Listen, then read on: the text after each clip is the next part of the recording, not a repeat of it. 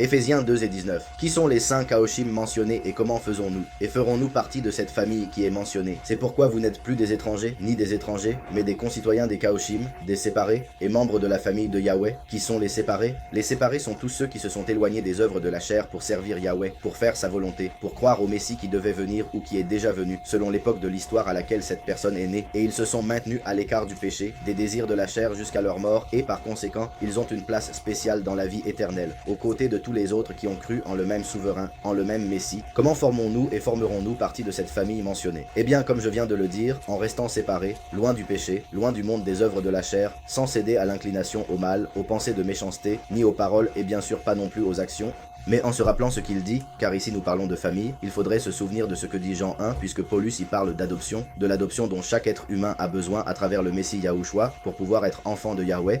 Et dans Jean, nous voyons un verset clé, 11 et 12. Il est venu chez les siens, mais les siens ne l'ont pas reçu, le Messie. Mais à tous ceux qui l'ont reçu ici, ceux qui croient en son nom, Yahushua leur a donné le pouvoir de devenir des enfants de Yahweh.